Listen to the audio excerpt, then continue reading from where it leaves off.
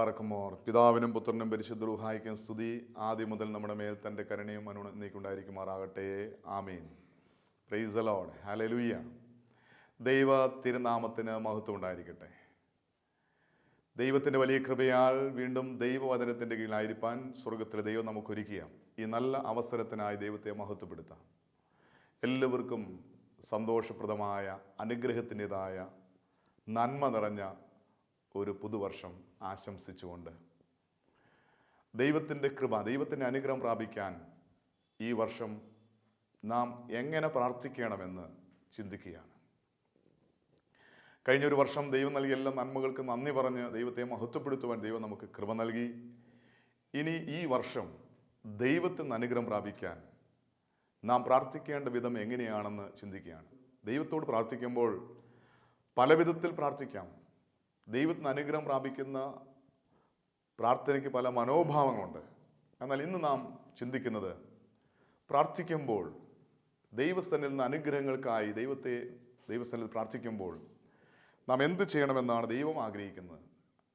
കർത്താവിൻ്റെ വചനം പരിശോധിക്കുമ്പോൾ റോമാലേഖനം 10-ാം അധ്യായം 13-ാമത്തെ വാക്യത്തിൽ പരിശുദ്ധനായ പൗലോസ് ഇങ്ങനെ എഴുതിയിരിക്കുന്നു: കർത്താവിൻ്റെ നാമത്തെ വിളിച്ചപേക്ഷിക്കുന്ന ഏവനും രക്ഷിക്കപ്പെടും. കർത്താവിൻ്റെ നാമം വിളിച്ചു പ്രാർത്ഥിക്കുന്ന ഏവർക്കും രക്ഷയുണ്ട്. കഴിഞ്ഞകാല ജീവിതത്തിൽ നിങ്ങൾ പ്രാർത്ഥിച്ചിട്ട് പ്രാർത്ഥനയ്ക്ക് ഉത്തരം കിട്ടുന്നില്ല എങ്കിൽ പ്രാർത്ഥനയ്ക്ക് ഉത്തരം കിട്ടാൻ, അനുഗ്രഹം പ്രാപിക്കാൻ നാം ചെയ്യേണ്ട ഒരു പ്രാർത്ഥനയാണ് കർത്താവിൻ്റെ നാമത്തെ ഏറ്റുപറഞ്ഞ് പ്രാർത്ഥിക്കുക. അതായത് കർത്താവിൻ്റെ നാമത്തെ വിളിച്ചപേക്ഷിക്കുക. കർത്താവിൻ്റെ നാമം എന്ന് ദൈവത്തിൻ്റെ പരിശുദ്ധാത്മാവ് ഉദ്ദേശിക്കുന്നത് യേശുവിൻ്റെ നാമമാണ്. ക്രിസ്തു എന്ന കർത്താവ്, എന്ന രക്ഷിതാവ്, ആ കർത്താവായ യേശു ക്രിസ്തുവിൻ്റെ നാമത്തിൽ നാം പ്രാർത്ഥിക്കുമ്പോൾ നമ്മുടെ പ്രാർത്ഥനകൾക്ക് ദൈവം വേഗത്തിൽ ഉത്തരം നൽകും. ദൈവത്തിൻ്റെ അനുഗ്രഹം പ്രാപിക്കാൻ ദൈവസ്ഥലിൽ നാം പ്രാർത്ഥിക്കുമ്പോൾ ശ്രദ്ധിക്കേണ്ട ഒന്നാണ് യേശുവിൻ്റെ നാമത്തിൽ പ്രാർത്ഥിക്കുക. ഇത് ദൈവം ആഗ്രഹിക്കുന്ന കാര്യമാണ്. പഴയ നിയമം പരിശോധിക്കുമ്പോൾ പുറപ്പാടിൻ്റെ പുസ്തകം 9-ാം അധ്യായം 16-ാം വാക്യം പരിശോധിക്കുമ്പോൾ ഫറവോയോട് ദൈവം പറയുന്ന ഒരു വചനമുണ്ട്: എങ്കിലും എൻ്റെ ശക്തി നിന്നെ കാണിക്കേണ്ടതിനും എൻ്റെ നാമം സർവ്വഭൂമിയിലും പ്രസ്താവിക്കപ്പെടേണ്ടതിനും ഞാൻ നിന്നെ നിർത്തിയിരിക്കുന്നു. ദൈവത്തിൻ്റെ വിളി എന്ന് തന്നെ യേശുവിൻ്റെ നാമത്തെ, ദൈവനാമത്തെ പ്രഘോഷിക്കുവാൻ ഏറ്റുപറയാനുള്ള വിളിയാണ്. നമ്മുടെ എല്ലാവരുടെയും വിളി അതാണ്. യേശുവിൻ്റെ നാമത്തെ ഏറ്റുപറഞ്ഞ് വിളിച്ചപേക്ഷിക്കുക എന്നുള്ളതാണ് ദൈവം ആഗ്രഹിക്കുന്നത്. എന്തിനാണ് യേശുവിൻ്റെ നാമത്തെ വിളിച്ചപേക്ഷിക്കണമെന്ന് ദൈവം കൽപ്പിക്കാൻ കാരണം? യേശു ആരാണ് എന്ന് നമ്മൾ തിരിച്ചറിയണം. യേശു ആരാണെന്ന് ചോദിച്ചാൽ പലർക്കും യേശു ആരാണെന്ന് വ്യക്തിപരമായിട്ട് ഉത്തരമില്ല. അനേകം ദൈവങ്ങളൊരു ദൈവമായ യേശുവിനെ വിശ്വസിക്കുന്നവരുണ്ട്. അനേകം പ്രവാചകന്മാരിലൊരു പ്രവാചകനായ യേശുവിൽ വിശ്വസിക്കുന്നവരുണ്ട്. അനേകം ചരിത്ര പുരുഷന്മാരിൽ, ചരിത്രത്തെ AD എന്നും BC എന്നും വേർതിരിച്ചൊരു ചരിത്ര പുരുഷനായിട്ട് യേശുവിൽ വിശ്വസിക്കുന്നവരുണ്ട്. യേശുവിനെ ദൈവപുരുഷനായും ഒരു സാധാരണ ഒരു മനുഷ്യനായി അനേകം വിശുദ്ധന്മാരിൽ വിശുദ്ധനായും വിശ്വസിക്കുന്നവർ, അങ്ങനെ ചിന്തിക്കുന്നവർ പലരുണ്ട്. എന്നാൽ യേശു ആരാണെന്ന് കർത്താവിൻ്റെ വചനം വ്യക്തമായിട്ട് വെളിപ്പെടുത്തുന്നുണ്ട്. ഫിലിപ്പി ലേഖനം 2-ാം അധ്യായം 6 മുതൽ വാക്യങ്ങൾ പരിശോധിക്കുമ്പോൾ യേശു ആരാണെന്ന് കർത്താവിൻ്റെ വചനം വ്യക്തമായി വെളിപ്പെടുത്തുന്നു. അവിടെ കർത്താവിൻ്റെ വചനം എന്താ പറയുന്നത്? അവൻ ദൈവരൂപത്തിലിരിക്കെ ദൈവത്തോടുള്ള സമത്വം മുറുകെ പിടിച്ചുകൊണ്ടെന്ന് വിചാരിക്കാതെ ദാസരൂപമെടുത്ത മനുഷ്യ സദൃശനായി. ഇതാരെക്കുറിച്ചാണ് പറയുന്നത്? യേശുക്രിസ്തുവിനെ കുറിച്ചാണ്. അവൻ ദൈവമായിരിക്കെ, ദൈവരൂപത്തിലായിരിക്കെ ദൈവത്തോടുള്ള സമത്വം, ഞാനും ദൈവവും ഒന്നാണെന്നുള്ള ഭാവം മുറുകെ പിടിച്ചോളണമെന്ന് വിചാരിക്കാതെ വചനം പറയുന്നു, അവൻ ദാസരൂപമെടുത്തു, ഒരു അടിമയുടെ രൂപമെടുത്തു. പരിശുദ്ധനായ ദൈവം, സർവശക്തനായ ദൈവം, അനേകം മാലഹമാരുടെ സ്തുതി എന്ന സിംഹാസനത്തിൽ വസിക്കുന്ന പരമപരിശുദ്ധനായ ദൈവം, സർവശക്തനായ ദൈവം ദാസന്റെ രൂപമെടുത്തു. വീണ്ടും വചനം പറയുന്നു, തന്നെത്താൻ ഒഴിച്ച് വേഷത്തിൽ മനുഷ്യനായി. അതായത് വേഷം കണ്ടാൽ തോന്നും അവനൊരു മനുഷ്യനാണെന്ന്. വേഷത്തിൽ അവൻ മനുഷ്യനായി. വീണ്ടും വചനം പറയുന്നു, അവൻ തന്നെത്താൻ താഴ്ത്തി മരണത്തോളം, കുരിശിലെ മരണത്തോളം അനുസരണമുള്ളവനായി തീർന്നു. എന്തിനാണ്? ദൈവമായിരുന്ന സ്വർഗത്തിൽ കോടാനുകോടി ദൂതന്മാരുടെ സ്തുതി എന്ന സിംഹാസനത്തിൽ വസിക്കുന്ന പരിശുദ്ധനായ ദൈവം ദാസരൂപമെടുത്ത് വേഷത്തിൽ മനുഷ്യനായി തന്നെത്താൻ താഴ്ത്തി, മനുഷ്യന്റെ രൂപം ധരിച്ച് വേഷം ധരിച്ച് തന്നെത്താൻ താഴ്ത്തി കുരിശിലെ മരണത്തോളം തന്നെ ഏൽപ്പിച്ചു കൊടുത്തത് പാപിയായ മനുഷ്യന്റെ പാപത്തിന് പരിഹാര ബലിയായി തീരുവാൻ. അതായത് എൻ്റെ പാപത്തിന് പരിഹാരമായി തീരുവാൻ യേശു എനിക്ക് പകരമായി മനുഷ്യവേഷം, എൻ്റെ വേഷം ധരിച്ച് ഈ ഭൂമിയിലേക്ക് എഴുന്നള്ളി വന്നു. എൻ്റെ പാപത്തിന് പരിഹാര ബലിയായി തീർന്നു. അതുകൊണ്ട് എന്ത് സംഭവിച്ചു? അതിന് 9-ാമത്തെ വാക്യത്തിൽ കർത്താവ് വചനം പറയുന്നു, അതുകൊണ്ട് ദൈവം അവനെ ഏറ്റവും ഉയർത്തി സകല നാമത്തിനും മേലായ നാമം നൽകി. അതായത് ദൈവം യേശു എന്ന നാമത്തെ എല്ലാ നാമത്തിനും മേലായ നാമമായി ഉയർത്തി. വീണ്ടും വചനം പറയാണ്, അങ്ങനെ യേശുവിൻ്റെ നാമത്തിൽ സ്വർഗത്തിലുള്ളവരും ഭൂമിയിലുള്ളവരും അധോലോകത്തിലുള്ളവരും എല്ലാവരും മുഴങ്കാൽ മടങ്ങുകയും എല്ലാ നാവും യേശുക്രിസ്തു കർത്താവ് എന്ന് പിതാവായ ദൈവത്തിൻ്റെ മഹത്വത്തിനായി ഏറ്റുപറയുകയും ചെയ്യേണ്ടി വരും. എല്ലാ നാമത്തിനും മേലായ നാമമായി യേശുവിൻ്റെ നാമത്തെ ഉയർത്തി. അതുകൊണ്ട് ആ നാമം, ആ യേശുക്രിസ്തു കർത്താവാണെന്ന് എല്ലാ അധരങ്ങളും ഏറ്റുപറയണം. അതായത് സ്വർഗത്തിലും ഭൂമിയിലും പാതാളത്തിലുള്ള എല്ലാ മുഴങ്കാലും യേശു എന്ന നാമത്തിൻ്റെ മുന്നിൽ മുഴങ്കാൽ മടക്കുകയും യേശു കർത്താവാണെന്ന് പിതാവിൻ്റെ മഹത്വത്തിനായി ഏറ്റുപറയുകയും ചെയ്യണം. ഇത് ദൈവം ആഗ്രഹിക്കുന്ന ഒരു കാര്യമാണ്. യേശുവിൻ്റെ നാമത്തിൽ എല്ലാ മുഴങ്കാലും മടങ്ങണമെന്നുള്ളത് ദൈവം ആഗ്രഹിക്കുന്ന കാര്യമാണ്. ഇപ്പോൾ നമ്മൾ ഭയപ്പെടുന്ന ഒത്തിരി നാമങ്ങളുണ്ട്. ഒരു മനുഷ്യൻ രോഗിയായിട്ട് ഹോസ്പിറ്റലിൽ ചെന്നിട്ട് ഡോക്ടർ പറയാണ് ക്യാൻസറാണ്, ഇത് കേൾക്കുമ്പോൾ ഭയമാണ്. അല്ലെങ്കിൽ എയ്ഡ്സ് ആണ്, ഇത് കേൾക്കുമ്പോൾ ഭയമാണ്. ഇന്ന് പനിയാണെന്ന് പറഞ്ഞാൽ പോലും പേടിയാണ്. കാരണം എന്ത് പനിയാണെന്നറിയില്ല. ഇന്ന് ഒരു പനിയുമായിട്ട് ഹോസ്പിറ്റലിൽ ചെന്നാൽ 24 മണിക്കൂർ ഒബ്സർവേഷൻ കിടക്കണം. കാരണം എന്ത് രോഗമാണെന്ന് നിർണ്ണയിക്കാൻ 24 മണിക്കൂർ വേണം. അപ്പോൾ ശ്രദ്ധിക്കുക, ഒരു മനുഷ്യൻ ഒരു രോഗത്തെ ഭയപ്പെടുന്ന ഒരു മനുഷ്യൻ ഭയപ്പെടുന്ന ഏത് രോഗമായാലും ആ നാമം കേൾക്കുമ്പോൾ തന്നെ പേടിയാണ്. എന്നാൽ തിരിച്ചറിയുക, ഈ ലോകത്തിൽ നാം ഭയപ്പെടുന്ന സകല നാമങ്ങളും യേശു എന്ന നാമത്തിൻ്റെ മുന്നിൽ കീഴടങ്ങും, മുട്ടുമടക്കും. ഈ ലോകത്തിൽ നമ്മളെ ഭയപ്പെടുന്ന ഏത് നാമവും യേശുവിൻ്റെ നാമത്തിൻ്റെ മുന്നിൽ മുട്ടുമടങ്ങും. അതായത് യേശുവിൻ്റെ നാമത്തെ എല്ലാ നാമത്തിനും മേലായ നാമമായി ദൈവം ഉയർത്തിയിരിക്കുകയാണ്. അതുകൊണ്ട് യേശുവിൻ്റെ നാമത്തിൽ എല്ലാ മുഴങ്കാലും മടങ്ങും. അതുകൊണ്ടാണ് യേശുവിൻ്റെ നാമത്തിൽ പ്രാർത്ഥിക്കുമ്പോൾ അത്ഭുതങ്ങൾ സംഭവിക്കും. യേശുവിൻ്റെ നാമത്തിൽ രോഗസൗഖ്യം ലഭിക്കും. യേശുവിൻ്റെ നാമത്തിൽ അത്ഭുതങ്ങളും അടയാളങ്ങൾ സംഭവിക്കും. നമ്മുടെ വ്യക്തിപരമായ ജീവിതത്തിൽ യേശുവിൻ്റെ നാമത്തിൻ്റെ ശക്തി നമ്മൾ തിരിച്ചറിഞ്ഞിട്ടില്ല എങ്കിൽ ഇന്നത് തിരിച്ചറിഞ്ഞ് നമ്മൾ അനുഭവിക്കണം. യേശുവിൻ്റെ നാമത്തിന് എന്തുമാത്രം ശക്തിയുണ്ട്. യേശുവിൻ്റെ നാമത്തിന് ദൈവം കൊടുക്കുന്ന മഹത്വം എത്ര വലുതാണ്. യേശുവിൻ്റെ നാമത്തിൽ എന്തെല്ലാം ഒരു മനുഷ്യൻ്റെ ജീവിതത്തിൽ സംഭവിക്കുന്നു, ഇത് നമ്മൾ തിരിച്ചറിയണം. എല്ലാ നാമത്തിനും മേലായ നാമമായി ഉയർത്തിരിക്കുന്ന ഈ യേശുവിൻ്റെ നാമത്തെ, എല്ലാം മുഴങ്കാലും മടങ്ങുന്ന നാമമായ ഈ യേശുവിൻ്റെ നാമത്തെ നാം ഏറ്റുപറയുമ്പോൾ, ഈ യേശുവിൻ്റെ നാമത്തിൽ പ്രാർത്ഥിക്കുമ്പോൾ ഒരു മനുഷ്യൻ ജീവിതത്തിൽ അത്ഭുതങ്ങൾ സംഭവിക്കും. അനേക വർഷങ്ങളായി പ്രാർത്ഥിച്ചിട്ടും പ്രാർത്ഥനയ്ക്ക് ഉത്തരം കിട്ടാത്ത ആരെങ്കിലും ഈ സ്വരം കേൾക്കുന്നുണ്ടെങ്കിൽ ഇന്നു മുതൽ നാം പ്രാർത്ഥിക്കുന്ന ശൈലി മാറണം. യേശുവിൻ്റെ നാമത്തിൽ പ്രാർത്ഥിക്കണം. യേശുവിൻ്റെ നാമം ഏറ്റുപറഞ്ഞ് പ്രാർത്ഥിക്കണം. കർത്താവിന്റെ വചനം പരിശോധിക്കുമ്പോൾ വിശുദ്ധ യോഹന്നാന്റെ രക്ഷാസുവിശേഷം അതിൻ്റെ 14-ാം അധ്യായം 13-14 വാക്യങ്ങൾ പരിശോധിക്കുമ്പോൾ കർത്താവിന്റെ വചനം പറയുന്നു, നിങ്ങൾ എൻ്റെ നാമത്തിൽ അപേക്ഷിക്കുന്നതൊക്കെയും പിതാവ് പുത്രൻ മഹത്വപ്പെടുത്തുന്നതിന് ഞാൻ നിങ്ങൾക്കിത് ചെയ്തു തരും. വീണ്ടും യേശു പറയുകയാണ്, എൻ്റെ നാമത്തിൽ എന്നോട് അപേക്ഷിക്കുന്നതൊക്കെയും ഞാൻ ചെയ്തു തരും. യേശു വാഗ്ദത്തം ചെയ്തിരിക്കുക. യേശുവിൻ്റെ നാമത്തിൽ എന്തു ചോദിച്ചാലും പിതാവ് പുത്രൻ മഹത്വപ്പെടാൻ വേണ്ടി നിങ്ങൾക്കത് ചെയ്തു തരും. എന്തുകൊണ്ടാണ് നമ്മുടെ പ്രാർത്ഥനയ്ക്ക് ഉത്തരം കിട്ടാത്തത്? കർത്താവിന്റെ വചനം പറയുന്നു, യോഹന്നാന്റെ രക്ഷാസുവിശേഷം 16-ാം അധ്യായം അതിൻ്റെ 24-ാമത്തെ വാക്യം. യേശു പറയുകയാണ്, ഇന്ന് വരെ നിങ്ങൾ എൻ്റെ നാമത്തിൽ ഒന്നും അപേക്ഷിച്ചിട്ടില്ല, ചോദിച്ചിട്ടില്ല. അപേക്ഷിപ്പിൻ, നിങ്ങൾ ചോദിപ്പിൻ, എന്നാൽ നിങ്ങളുടെ സന്തോഷം പൂർണ്ണമാകും വണ്ണം നിങ്ങൾക്ക് ലഭിക്കും. എന്തുകൊണ്ടാണ് പ്രാർത്ഥനയ്ക്ക് ഉത്തരം കിട്ടാത്തത്? ഞാൻ എങ്ങനെയെല്ലാം പ്രാർത്ഥിക്കുന്നു, ഏതെല്ലാം രീതിയിൽ പ്രാർത്ഥിക്കുന്നു, പക്ഷെ പ്രാർത്ഥനയ്ക്ക് ഉത്തരം കിട്ടുന്നില്ല. അനേക വർഷങ്ങളായി പ്രാർത്ഥിക്കുന്ന പ്രാർത്ഥന ഇന്നും പ്രാർത്ഥിച്ചുകൊണ്ടിരിക്കുകയാണ്. എന്തുകൊണ്ടാണ് പ്രാർത്ഥനയ്ക്ക് ഉത്തരം കിട്ടാത്തത്? വചനം പറയുന്നു, നിന്റെ പ്രാർത്ഥന ശൈലി മാറണം. അതായത് യേശുവിൻ്റെ നാമത്തിൽ പ്രാർത്ഥിക്കണം. യേശുവിൻ്റെ നാമത്തിൽ പ്രാർത്ഥിക്കണം. യേശുവിൻ്റെ നാമത്തിൽ പ്രാർത്ഥിക്കുമ്പോൾ ആ പ്രാർത്ഥനയ്ക്ക് വേഗത്തിൽ ഉത്തരം കിട്ടും. പിതാവ് പുത്രനിൽ മഹത്വപ്പെടുന്ന പ്രാർത്ഥനയാണ് യേശുവിൻ്റെ നാമത്തിലുള്ള പ്രാർത്ഥന. അപ്പോൾ നമ്മൾ യേശുവിൻ്റെ നാമത്തിൻ്റെ യോഗ്യതയാൽ പിതാവായ ദൈവത്തോട് നാം എന്ത് ചോദിച്ചാലും ആ പ്രാർത്ഥനയ്ക്ക് ഉത്തരമുണ്ട്. ഇത്രയും നാൾ നാം യേശുവിൻ്റെ നാമത്തിൽ പ്രാർത്ഥിച്ചിട്ടില്ലെങ്കിൽ യേശു പറയാണ്, ഇതുവരെ നിങ്ങൾ എൻ്റെ നാമത്തിൽ ഒന്നും അപേക്ഷിച്ചിട്ടില്ല. നിങ്ങൾ അപേക്ഷിപ്പിൻ, നിങ്ങൾ ചോദിപ്പിൻ, എന്നാൽ നിങ്ങളുടെ സന്തോഷം പൂർണ്ണമാകും വിധം നിങ്ങൾക്കിത് ലഭിക്കും. യേശുവിൻ്റെ നാമത്തിൽ പ്രാർത്ഥിക്കുമ്പോൾ ദൈവം വേഗത്തിൽ ഉത്തരം നൽകും.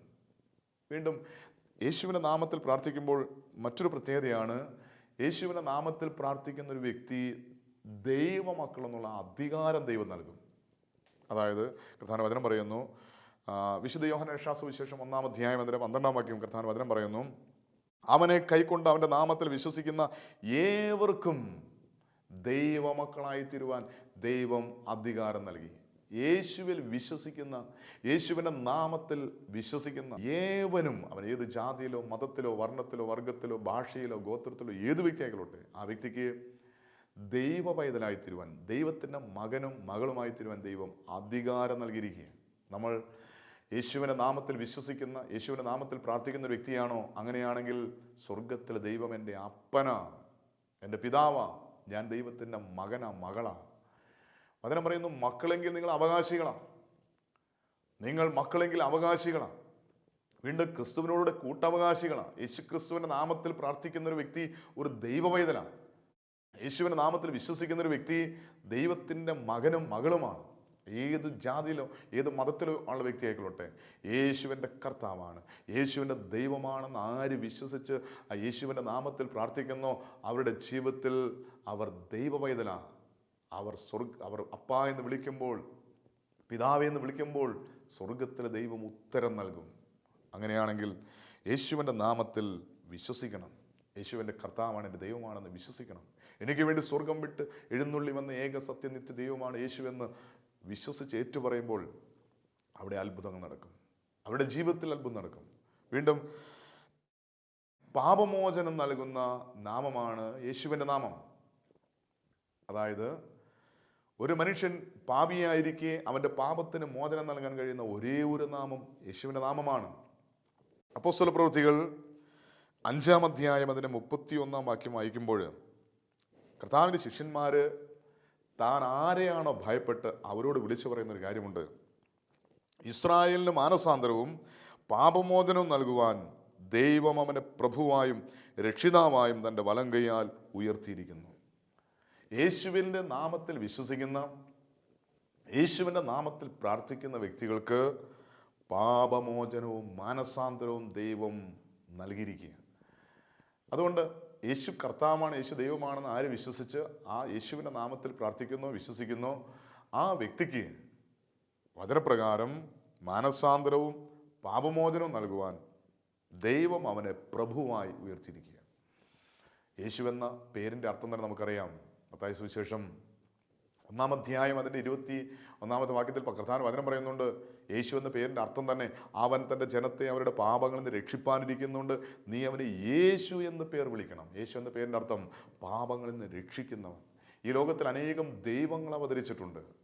എന്നാൽ മനുഷ്യൻ്റെ പാപത്തിന് പരിഹാര ബലിയായി തീരുവാൻ, പാപമോചനം നൽകുവാൻ, പാപത്തിൽ നിന്ന് രക്ഷിക്കുവാൻ ഈ ലോകത്തിൽ അവതരിച്ച ഒരേ ഒരു ദൈവം യേശു ക്രിസ്തു മാത്രമാണ്. അതുകൊണ്ടാണ് യേശു മാത്രമാണ് ഏക സത്യ നിത്യ ദൈവമെന്ന് ഏറ്റുപറയാൻ കാരണം, പാപപരിഹാരമായി തീർന്ന, പാപമോചനം നൽകാൻ കഴിയുന്ന ഒരേ ഒരു ദൈവം കർത്താവായ യേശു ക്രിസ്തുവാണ്.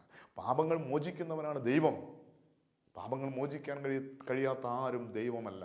അങ്ങനെയാണെങ്കിൽ യേശു ആരെന്ന് ചോദിച്ചാൽ യേശു മാത്രമാണ് ദൈവം. കർത്താവിന്റെ വചനം പരിശോധിക്കുമ്പോൾ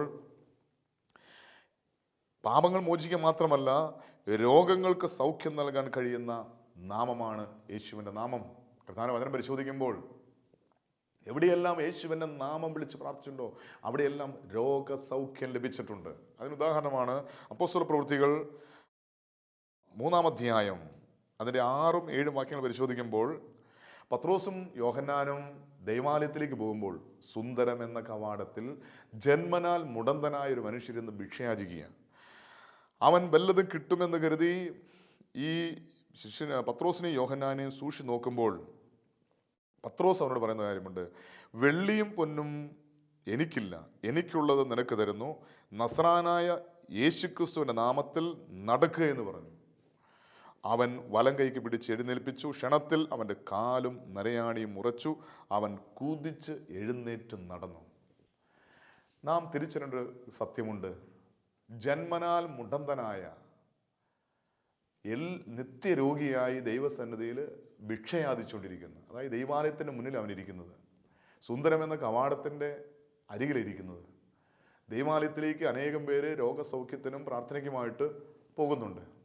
ഇവരിൽ നിന്നെല്ലാം എന്തെങ്കിലും കിട്ടുമെന്ന് പ്രതീക്ഷിച്ചുകൊണ്ടിരിക്കുന്ന ഈ മുടന്തന് പത്രോസും യോഹന്നാനും കൊടുക്കുന്നത് പൊന്നോ വെള്ളിയൊന്നുമല്ല.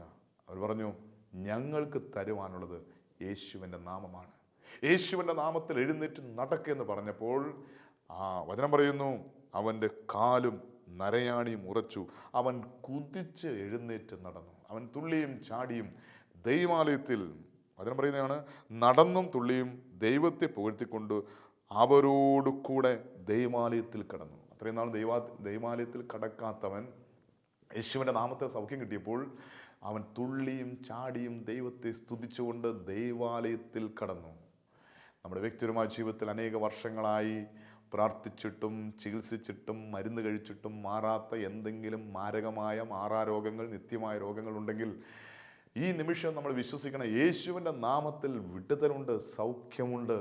ഇത്രയും നാളും പ്രാർത്ഥിച്ചിട്ട് രോഗസൗഖ്യം ലഭിച്ചില്ലെങ്കിൽ ആ രോഗത്തിൻ്റെ മേൽ നിന്റെ വലതുകരം വെച്ചിട്ട് യേശുവിൻ്റെ നാമത്തിൽ ഈ രോഗത്തിന് സൗഖ്യം നൽകുന്ന കർത്താവിന് നന്ദി പറഞ്ഞ് യേശുവിൻ്റെ നാമത്തിൽ രോഗങ്ങൾ മാറിപ്പോകാൻ വേണ്ടി പ്രാർത്ഥിക്കുക. ഇവിടെ പത്രോസും യോഹന്നാനും അവൻ്റെ കൈക്ക് പിടിച്ചു യേശുവിൻ്റെ നാമത്തിൽ എഴുന്നേൽക്കാൻ പറഞ്ഞു. നമ്മുടെ വ്യക്തിപരമായ ജീവിതത്തിൽ നമ്മൾ രോഗമുള്ള ഭാഗത്ത് നമ്മുടെ കരം വെച്ച് യേശുവിൻ്റെ നാമത്തിൽ സൗഖ്യം പ്രാപിക്കാൻ പറയുമ്പോൾ, യേശുവിൻ്റെ നാമത്തിൽ സൗഖ്യത്തിനായി പ്രാർത്ഥിക്കുമ്പോൾ അവിടെ അത്ഭുത സൗഖ്യം ലഭിക്കും. എൻ്റെ കഴിഞ്ഞകാല ജീവിതത്തിൽ അനേകം രോഗികൾ, മാറാ രോഗമെന്ന് ഡോക്ടർമാർ വിധി എഴുതിയ, ഇനി ജീവിതകാലം മുഴുവൻ മരുന്ന് കഴിക്കണമെന്ന് ഡോക്ടർമാർ വിധി എഴുതിയ അനേകം രോഗികൾ, വൈദ്യശാസ്ത്രം ഉപേക്ഷിച്ച് ഡോക്ടർമാർ ഉപേക്ഷിച്ച് അനേകം രോഗികൾ യേശുവിൻ്റെ നാമത്തിൽ അത്ഭുത സൗഖ്യം പ്രാപിക്കുന്നത് കാണാൻ സാധിച്ചിട്ടുണ്ട്. ഈ സൗഖ്യം നിങ്ങൾക്കും നിങ്ങളുടെ അരികിലുണ്ട്. യേശുവിൻ്റെ നാമം വിളിച്ച് പ്രാർത്ഥിക്കുമ്പോൾ രോഗത്തിന് സൗഖ്യമുണ്ട് എന്ന് കർത്താവിൻ്റെ വചനം വ്യക്തമായിട്ട് വെളിപ്പെടുത്തുക. വീണ്ടും കർത്താവിൻ്റെ വചനം പരിശോധിക്കുമ്പോൾ യേശുവിൻ്റെ നാമത്തിൻ്റെ പ്രത്യേകത എന്താ, യേശുവിൻ്റെ നാമത്തിന് എന്തുമാത്രം ശക്തിയുണ്ട് എന്ന് കർത്താവിൻ്റെ വചനം പഠിപ്പിക്കുക. യേശുവിൻ്റെ നാമം ഭൂതങ്ങളെ പുറത്താക്കുന്ന നാമമാണ്. കർത്താവിൻ്റെ വചനം പരിശോധിക്കുമ്പോൾ വിശുദ്ധ ലൂക്കോസിൻ്റെ രക്ഷാസുവിശേഷം 10-ാം അധ്യായം അതിൻ്റെ 17, 18, 19 വാക്യങ്ങൾ വായിക്കുമ്പോൾ യേശു അയച്ച, സുവിശേഷ വേലയ്ക്ക് അയച്ച 70 പേർ സന്തോഷത്തോടെ മടങ്ങി വന്നിട്ട് കർത്താവിനോട് പറയുകയാണ്, കർത്താവേ, നിന്റെ നാമത്തിൽ ഭൂതങ്ങൾ ഞങ്ങൾക്ക് കീഴടങ്ങുന്നു എന്ന് പറഞ്ഞു. യേശു പറഞ്ഞയച്ച ശിഷ്യന്മാർ അവർ സുവിശേഷ വേലയെല്ലാം കഴിഞ്ഞ് തിരിച്ച് യേശുവിൻ്റെ അരികിൽ വന്നിട്ട് യേശുവിനോട് പറയുകയാണ്, കർത്താവേ, നിന്റെ നാമത്തിൽ, യേശുവിൻ്റെ നാമത്തിൽ ഭൂതങ്ങൾ ഞങ്ങൾക്ക് കീഴടങ്ങുന്നു എന്ന് പറഞ്ഞു. അപ്പോൾ യേശു പറഞ്ഞ മറുപടി ഏതാണ്? സാത്താൻ മിന്നൽ പോലെ ആകാശത്ത് നിന്ന് വീഴുന്നു ഞാൻ കണ്ടു. എപ്പോഴാണ് യേശു കണ്ടത്? യേശുവിൻ്റെ നാമത്തിൽ ഭൂതങ്ങളെ പുറത്താക്കിയപ്പോൾ. യേശുവിൻ്റെ നാമത്തിൽ സംഭവിക്കുന്ന ഒരു കാര്യമാണ്, സാത്താൻ ഇടിമിന്നൽ പോലെ നിലം പതിക്കും. സാത്താന് ശക്തിയുണ്ടോ? പിശാചിന് ശക്തിയുണ്ടോ? പ്രധാന വചനം പറയുന്നത് പിശാചിന് ശക്തിയുണ്ട്.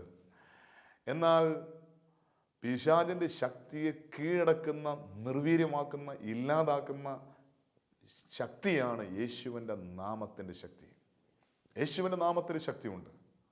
യേശുവിൻ്റെ നാമത്തിൻ്റെ ശക്തി എല്ലാ പൈശാചിക ആധിപത്യങ്ങളെ, എല്ലാ പൈശാചിക ശക്തികളെ നിർവീര്യമാക്കുന്ന, തകർക്കുന്ന ശക്തിയാണ്.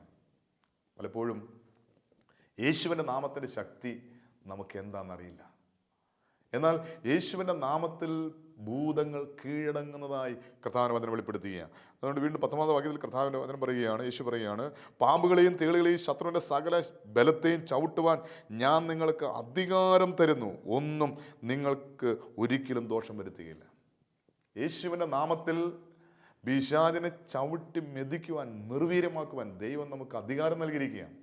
വീണ്ടും റോമലേഖനം 16-ാം അധ്യായം അതിൻ്റെ 20-ാം വാക്യത്തിൽ പറയുന്നു, സമാധാനത്തിൻ്റെ ദൈവമോ വേഗത്തിൽ പിശാചിനെ, സാത്താനെ നിങ്ങളുടെ കാൽ കീഴിൽ തകർത്ത് കളയും. ഇത്രയും നാളും നാം പാപം ചെയ്ത് ലോകത്തിൻ്റെ മോഹത്തിന് അടിമപ്പെട്ട് പിശാചിൻ്റെ അടിമനുഖത്തിൽ, പിശാചിൻ്റെ കാൽ ചുവട്ടിലായിരുന്നുവെങ്കിൽ, ഇതാ ദൈവം പറയാണ്, നിന്നെ അടിമപ്പെടുത്തിയിരുന്ന പിശാചിനെ നിന്റെ കാൽ കീഴിൽ തകർത്ത് കളയുവാൻ ദൈവം നിനക്ക് അധികാരം നൽകിയിരിക്കുക. യേശുവിൻ്റെ നാമത്തിൽ വിശ്വസിക്കുന്ന, യേശുവിൻ്റെ കർത്താവാണ്, യേശുവിൻ്റെ ദൈവമാണെന്ന് ആര് വിശ്വസിക്കുന്നോ, ആര് ഏറ്റുപറയുന്നോ, ആ യേശുവിൻ്റെ നാമത്തിൽ പ്രാർത്ഥിക്കുന്ന, യേശുവിൻ്റെ നാമത്തിൽ ഭൂതങ്ങളെ, യേശുവിൻ്റെ നാമത്തിൽ ഭൂതങ്ങളെ കാൽ കീഴിൽ തകർത്ത് കളയുവാൻ ദൈവം അധികാരം നൽകിയിരിക്കുക. അതുകൊണ്ട് വിശ്വസിക്കുക, യേശുവിൻ്റെ നാമം എല്ലാ നാമത്തിനും മേലായ നാമമാണ്. യേശുവിൻ്റെ നാമത്തിൽ എല്ലാ മുഴങ്കാലും മടങ്ങുമെങ്കിൽ ഈ എത്ര വലിയ കൊടിയ പിശാചും യേശുവിൻ്റെ നാമത്തിൽ കീഴടങ്ങും. ഇന്ന് പിശാചിനെ ഭയപ്പെടുന്ന ഒരു സമൂഹം തന്നെയുണ്ട്. പിശാചിനെ പേടിക്കുന്ന വ്യക്തികളുണ്ട്. തിരിച്ചറിയുക, പിശാച് എത്രമാത്രം ആധിപത്യമെടുത്താലും, പിശാച് എത്രമാത്രം ക്രൂരമായി പീഡിപ്പിച്ചാലും തിരിച്ചറിയുക, യേശുവിൻ്റെ നാമത്തിൽ എല്ലാം മുഴങ്കാലും മടങ്ങും. ദൈവത്തിൻ്റെ വലിയ കൃപയാൽ കഴിഞ്ഞ നാളുകളിൽ ഞാൻ കണ്ടിട്ടുണ്ട്, ചില വ്യക്തികളിൽ വെളിപ്പെട്ട അശുദ്ധാത്മാവ്, പിശാച് യേശുവിൻ്റെ നാമത്തിൽ കീഴടങ്ങുന്നത്, യേശുവിൻ്റെ നാമത്തിൽ അനുസരിക്കുന്നത്, യേശുവിൻ്റെ നാമത്തിൽ എന്തു പറഞ്ഞാലും അതുപോലെ ചെയ്യുന്നത് ഞാൻ കണ്ടിട്ടുണ്ട്. ഇന്ന് മനുഷ്യർ ഏതെല്ലാം തരത്തിലാണ് പിശാച് പീഡിപ്പിക്കുന്നത് ചോദിച്ചാൽ, ഒരു മനുഷ്യൻ അറിയാത്ത രഹസ്യമാണ്. പിശാചിനെ നമുക്ക് കണ്ണുകൊണ്ട് കാണാൻ സാധിക്കില്ല. എന്നാൽ പിശാചിൻ്റെ ആധിപത്യം എത്ര വലുതാണെന്ന് തിരിച്ചറിയുവാൻ ദൈവത്തിൻ്റെ പരിശുദ്ധാത്മാവ് വലിയ കൃപ നൽകിയിട്ടുണ്ട്. അനേക വ്യക്തികളുടെ ജീവിതത്തിൽ ഊടാടി നടക്കുന്ന ഒരു സ്വഭാവം, അതായത് അലറുന്ന സിംഹം പോലെ ആരെ വിഴുങ്ങണമെന്നോർത്ത് ചുറ്റിത്തിരിഞ്ഞ് കിടക്കുന്ന പിശാച്. ഈ പിശാചിനെ കുറിച്ച് പറയുമ്പോൾ തന്നെ ചിലർക്ക് പേടിയാണ്, പിശാചെന്ന് പറയാൻ പോലും പേടിയാണ്.